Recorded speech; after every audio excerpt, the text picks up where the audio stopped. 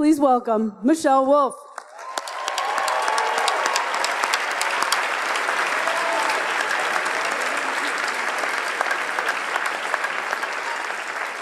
This podcast contains explicit language.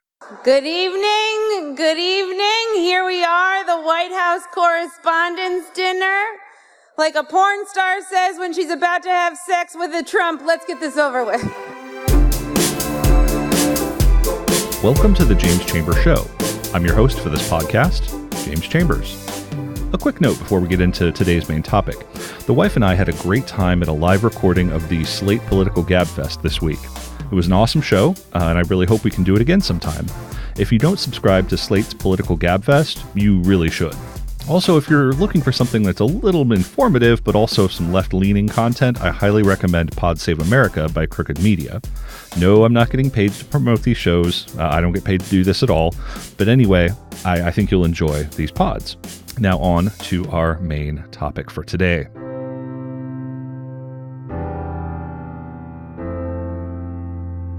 Last weekend, the White House Correspondents Association held its annual dinner. If you're not familiar with the WHCA, the association was founded in 1914, and it's responsible for credentialing White House journalists and the physical space for the press briefing room, as well as access to the president. In 1920, the association held its first dinner, and this event quickly became a soiree for Washington elite and for actors and performers and politicos. Sitting presidents began to attend shortly thereafter. Calvin Coolidge attended in 1924, and every sitting president up until Reagan made that point to attend. Reagan missed one dinner in his first term after being shot in 1981 by John Hinckley Jr., so, that's understandable. President Trump has not attended any of the dinners thus far in his presidency, opting to hold ego-boosting campaign-style rallies instead. Despite our current president's inability to take criticism or display any sense of self-deprecating humor, because self-deprecation requires a sense of humility, the dinner went on, of course, as planned. Over the years, the Correspondents' Dinner has had a cavalcade of famous MCs and comedians like Merv Griffin, the Smothers Brothers, Bob Hope, Chevy Chase, Dick Cavett, Jay Leno, Sinbad, Paula Poundstone, Conan O'Brien, Jon Stewart, Ray Romano, Aretha Franklin, Stephen Colbert, Wanda Sykes, Seth Meyers, Jimmy Kimmel, Larry Wilmore, and, just last weekend, Michelle Wolf. In the last decade or two, the keynote speech has become something of a roast of the sitting president and his cabinet and advisors, and the media itself. In fact, there have been quite a few controversial routines in the last couple of years, like Stephen Colbert in 2006 roasting George W. Bush. Guys like us, we're not some brainiacs on the nerd patrol.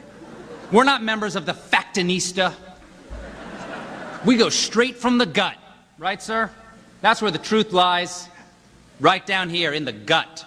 Or Larry Wilmore, who is an African-American writer-comedian who opened his 2016 keynote by exclaiming, "Oh, welcome to a Negro night here at Washington." Or as Fox News will report, two thugs disrupt elegant dinner in D.C. And concluded with this. So, Mr. President, I'm going to keep it 100. Yo, Barry, you did it, my nigga. Did it. Thank you very much. Good night. And just a side note, that clip was quite hard to find uncensored, so sorry for the poor audio quality there. Did those jokes raise some hackles? Yeah, of course they did, but that's the point. Satire and comedy is largely designed to make fun of the incongruous, contradictory, painful, and often ridiculous nature of reality and how people deal with it. Not everyone is going to take criticism, of course. Not everyone is going to be tough enough to take on a biting comedian, President Trump. And that was the case when Michelle Wolf torched the shit out of the Correspondents' Dinner last weekend. Wolf is an alum of The Daily Show, Late Night with Seth Meyers, her own HBO comedy special, and an upcoming Netflix weekly series. She is tough, she is incisive, and as Seth Meyers put it, but I can't stress this enough. Michelle is so mean. I was her boss, and she made the meanest jokes about me all the time. She's been gone for 2 years, but I still jump when I see a redhead on the street. We're lucky to have her. Give it up for Michelle Wolf, everybody. So, what is all the media uproar about Wolf's White House Correspondents' Dinner routine? What got our part-time president so enraged that he called for the correspondence dinner to be stopped? After Trump got elected, women started knitting those pussy hats. When I first saw them, I was like, that's a pussy? I guess mine just has a lot more yarn on it. Yeah. Should have done more research before you got me to do this. Of course, Trump isn't here, if you haven't noticed. He's not here. And I know I would drag him here myself, but it turns out the President of the United States is the one pussy you're not allowed to grab. He said it first. Yeah, he did. You remember? Good. There's also, of course, Ivanka. She was supposed to be an advocate for women, but it turns out she's about as helpful to women as an empty box of tampons. She's done nothing to satisfy women. So I guess, like father, like daughter.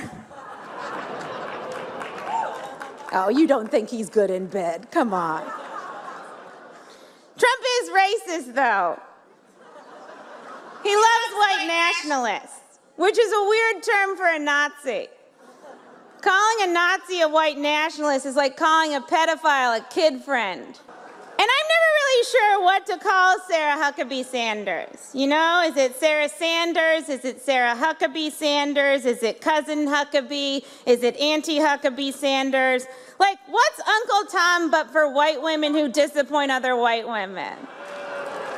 Oh, I know, Aunt Coulter. Mike Pence is also very anti-choice. He thinks abortion is murder, which, first of all, don't knock it till you try it. And when you do try it, really knock it.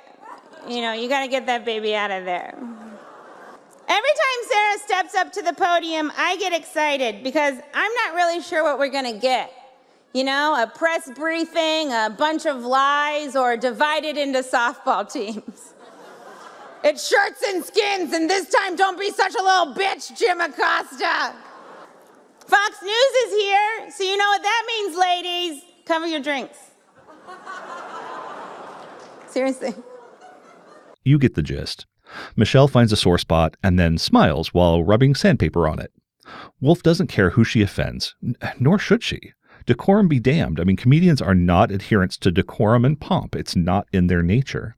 Did all of her jokes in the 20-minute speech land? No. I think she stepped on her applause too many times, and she overextended a few punchlines, creating tension between her and the crowd. And sometimes you have to know when to stop and just let a reaction sit, or, when to let applause just roll.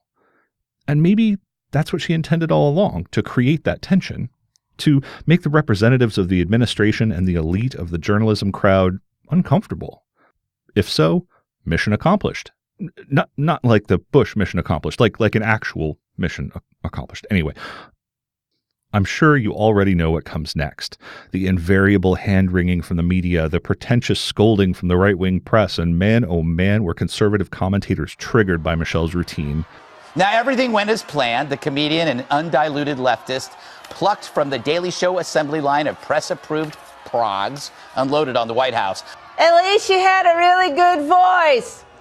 Tasteless, aggressively unfunny, and it was frankly sad for her. I thought about that a while after I was disgusted. I do hope that that's the last of the sound bites that I have to hear from her, because the voice is really, it gets to me. But let's be honest, the delivery was terrible. It was average material. The voice was not good. I'm glad you said it and I didn't have to say it first. At least she had a really good voice. The Debbie Wasserman Schultz doppelganger. But this is who the left is. They have been smearing and hurting conservatives and trafficking in this kind of hateful, unfunny stuff. This revealing episode has shown the American people the hateful intolerance of the press corps and those we trust to cover the news. The right became a cavalcade of whimpering snowflakes. The fact that these so-called free speech advocates, these constitutionalists, these bastions against moral turpitude can't take a fucking joke is really hypocritical. Right-wing media viciously mocks so-called leftists for being snowflakes and social justice warriors or needing safe spaces. And then they turn around and get righteously indignant when someone uses their freedom of speech. I mean, Fox News must hire an in-house chiropractor to treat the whiplash because it is so bad. Conservative media is like, the drunk guy at the bar who's yelling from across the room. Wow! Come on! Come at me, bro! But nobody is listening, so he really sounds like, catch me outside, how about that? They criticize Wolf's voice, her tone, her qualifications, her supposed ideology, anything and everything to diminish her as a person, to distract from the actual substance of her commentary. Oh, and the worst part of all this supposed outrage is the women like Laura Ingraham and Kimberly Guilfoyle and Dana Perino leaping to defend poor, defenseless Sarah Huckabee Sanders. Wolf was so mean and so nasty to go after Sarah's looks. She didn't. It took so much poise and strength for Sarah to sit there and take all that abuse. One commentator actually said they were surprised that Sarah Sanders didn't cry during the roast. It was just so mean. They were surprised that a grown-ass woman didn't cry when a comedian joked about her. Seriously? Who needs a safe space? First, Wolf made a joke about Sanders burning the truth and creating eye makeup with the ashes. And lest anyone forget, Wolf did call Sarah Sanders' smoky eyes perfect.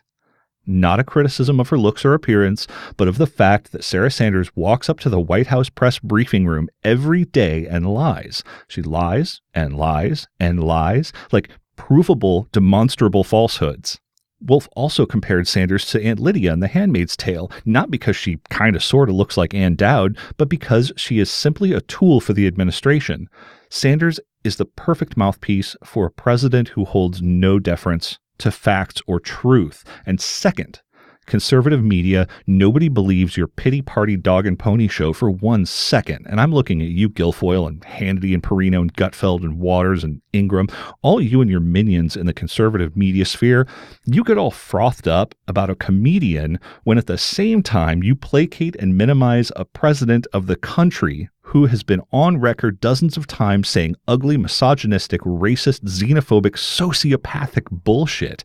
And you are willing to push that all aside because he's your guy. The president asked, quote, "Why are we having all these people from shithole countries come here?" referring to African countries and Haiti. The president then went on to talk about how they needed to bring in more people from places like Norway. And I'd look her right in that fat, ugly face. Sit down. Sit down. Go ahead. No, you don't. You haven't been called. Go back to Univision. You could see there was blood coming out of her eyes, blood coming out of her wherever. I've said that if Ivanka weren't my daughter, perhaps I'd be dating her. We can all see you for what you really are. Sad little shills who scuttle away from the truth like roaches hide under a spotlight. Take your flexible morality and shove it right up your media hole. Don't believe the hype. Let's wrap up by talking about the real issue behind the criticism of Michelle Wolf's speech. She used her First Amendment right, all of her First Amendment right, to speak truth to power. That makes people uncomfortable, especially when the commentator is correct in their assertions. It's too easy to say that your kind of speech is unacceptable while mine is perfectly okay. I hate to point this out, but part of the genius of the First Amendment is that it creates space for ideas that are uncomfortable, even abhorrent at times, as are, for example, the case of white nationalists. Personally, I despise their ideas. However, I would rather see all of the dark corners of our society because we can't fight a battle we don't know exists. By letting these people with ugly ideas like neo-Nazis and white nationalists, by making public their ideas, we can combat their hate and ugliness with better ideas and better solutions. As a suggestion, I would argue that every college campus, but hell, every high school campus, have a designated free speech zone. UC Berkeley, if I recall, has one of these. A specific area that anyone can walk into and be able to speak their mind without fear of repercussions whilst in that zone. And if a person has hateful things to say, well, I mean, that's their right. It's shitty, it's obnoxious, and it's totally legitimate to allow them to speak. Now, the consequences of hateful, bigoted speech outside of the free speech zone, well, that's another thing entirely. Beyond all that, we should always make time to allow people to speak truth to power. You know, come to think of it, what better place could there be for a person to express their free speech than at a celebration of free speech and the free press? Well, some critics say that the White House Correspondents' Dinner wasn't the place for Wolf's more biting comments, that some people just didn't find her humor funny, or, well, hell, to each her own. But Michelle Wolf did the right thing in the right place.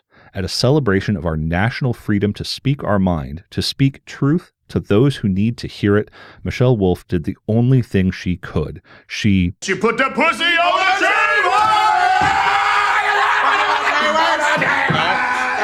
Pussy on the J-Wax! Pussy on the J-Wax! Pussy on the J-Wax!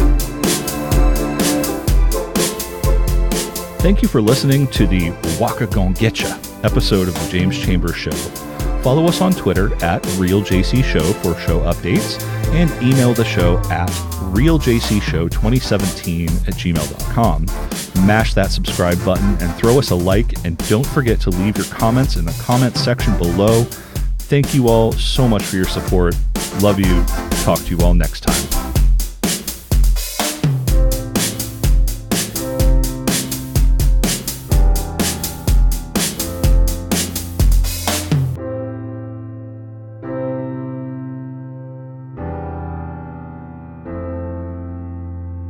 Pussy on the chain wax? Is that a thing? Well, yeah, that's a thing. Yeah, that's something. Okay. Mike Pence is the kind of guy that brushes his teeth and then drinks orange juice and thinks,